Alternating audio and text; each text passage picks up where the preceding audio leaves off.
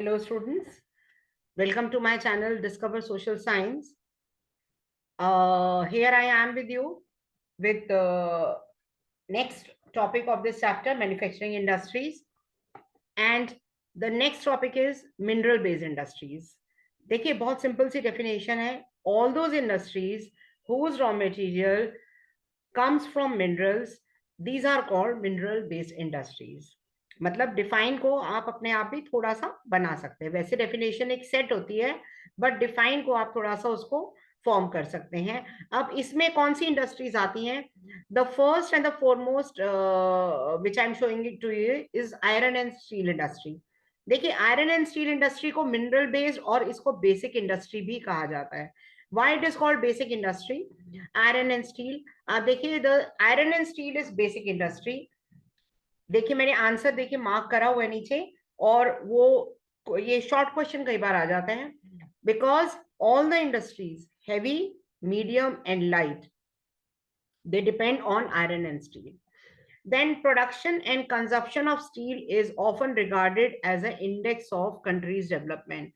इस बात को ध्यान रखिएगा, क्या इंपॉर्टेंस है इसकी? Because production and consumption of steel is regarded as the index, मतलब ये सिग्निफाई करता है, ये शो करता है कि कंट्री की डेवलपमेंट कैसी है. Iron and steel heavy industry है, बिकॉज जितने भी रॉ मटेरियल हैं जो यूज होते हैं और फिनिश गुड्स दोनों हैवी हैं. Why is it called heavy industry? Because both raw material as well as the product they are heavier. ये अनदर शॉर्ट क्वेश्चन है जो इसमें से बन के आ सकता है. एक why this industry is called heavy industry, and because इसका ये that it is raw material and product दोनों. अब इसका देखिए कॉम्पोजिशन क्या है. आयरन और कोकिंग कोल, लाइमस्टोन मैंने हाईलाइट किया है. ज्योग्राफी में देखिए कोई ऐसे हिडन मीनिंग्स नहीं होते हैं, थोड़े बहुत होते हैं, और क्वेश्चंस जो हैं वो डायरेक्ट आते हैं इसमें. तो अब देखिए वाई इसका कॉम्पोजिशन क्या है. आयरन और कोकिंग कोल, लाइमस्टोन, और 4:2:1 के रेशो में. अब इस रेशो का क्या मतलब होता है? आपने देखा होगा मम्मी को शायद घर में कभी मट्टी बनाते हुए, तो मैदे में सूजी, कुछ लोग आधा मैदा आधी सूजी, अपना रेशो अपने अपने अकॉर्डिंग होता है.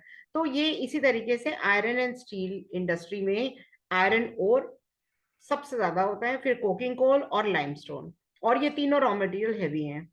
और कुछ थोड़ी सी क्वांटिटी मैग्नीज की भी रिक्वायर्ड होती है कि स्टील हार्ड होता है ना, इसलिए. देन नेक्स्ट, इंडिया सेकंड है among the world crude steel producers में. लार्जेस्ट प्रोड्यूसर है स्पॉन्ज आयरन का.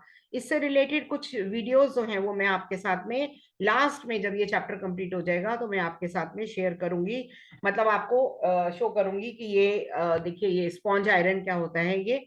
और नेक्स्ट इज, आप देखिए ये इंफॉर्मेशन जो है ये कंजप्शन स्टील का ये आपको डिजिट्स याद करने की जरूरत नहीं है, ये ओमिटेड पोर्शन है मिनी स्टील प्लांट वगैरह का, ये ओमिटेड पोर्शन है, इसको आप मत रिवाइज करिएगा.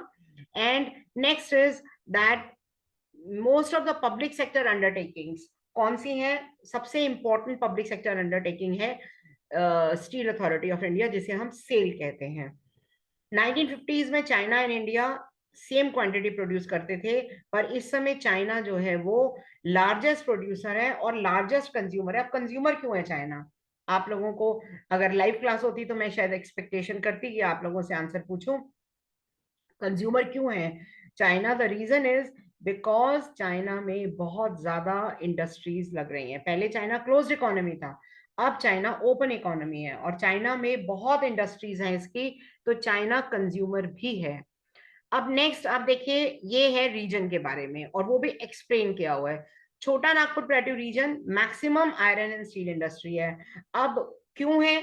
बिकॉज इस रीजन को एडवांटेज है, बिकॉज लो कॉस्ट आयरन और मिलता है. देन रॉ मटेरियल बहुत पास है, in proximity means within the reach. Cheap labour है, वही सेम पॉइंट जो मैंने लेसन के स्टार्टिंग में बताए थे आपको. India is an important iron and steel producing countries in the world, yet we are not able to perform.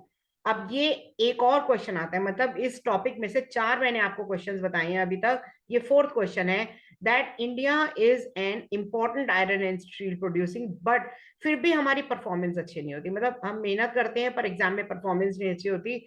उसका रीजन है high cost and availability. Coking coal की कॉस्ट बहुत हाई है, लेबर की जो प्रोडक्टिविटी है वो लो है क्योंकि मशीन्स में अभी भी कुछ कमी है। Irregular supply of energy, that energy irregular supply electricity की। इंफ्रास्ट्रक्चर पुअर है। दो situation they have change my dear students, जो आप बुक में पढ़ रहे हैं और आप काफी सिचुएशन में चेंजेस हैं, बट बिकॉज एनसीईआरटी में गिवन है इसलिए मैं आपको बता रही हूँ। Then liberalisation and foreign direct investment, मतलब 1991 के बाद इस इंडस्ट्री को काफी ज्यादा प्रमोशन मिली है। ये लिबरलाइजेशन एंड एफडीआई के कारण काफी लोग जो है वो इस फील्ड में आ रहे हैं।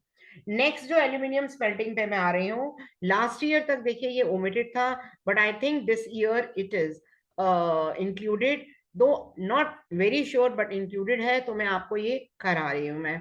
आप देखिए aluminium smelting is a second most important metallurgical industry in India. It is light, resistant to corrosion and a good conductor of heat. Malleable है और स्ट्रांग हो जाता है जब इसमें मेटल मिलते हैं। एल्यूमिनियम क्या होता है, आपके घरों में एल्यूमिनियम के बर्तन हैं बहुत सारे, आपका जो मम्मी जिसमें सब्जी बनाती हैं, कुकर है, बहुत सारी चीजें हैं, मतलब पिन टू एरोप्लेन वाला फ्रेज इस पे लागू होता है। It has gain popularity because ये स्टील का सब्स्टिट्यूट है। स्टील जल जाता है आंच पे, ये नहीं जलता। सब्स्टिट्यूट ऑफ स्टील कॉपर जो कॉस्टली होता है, zinc and lead in number of, ये जिंक भी कॉस्टली होता है, नंबर ऑफ इंडस्ट्रीज में ये इसकी बहुत ज्यादा इंपॉर्टेंस है। तो स्टूडेंट्स ये जो मैंने मार्क किया है ये आप अपने साइड में लिख सकते हैं अपने बुक्स में, this is the importance of aluminium smelting industry. ये इसकी एल्यूमिनियम स्मेल्टिंग इंडस्ट्री की ये है importance.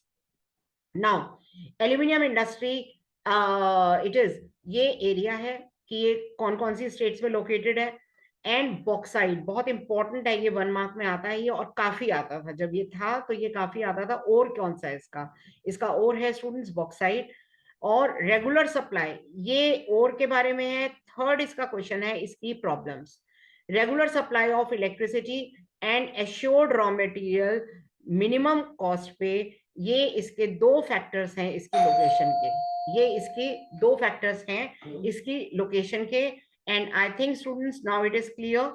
So thank you students, please subscribe my channel and please like करिए, वीडियो को शेयर करिएगा।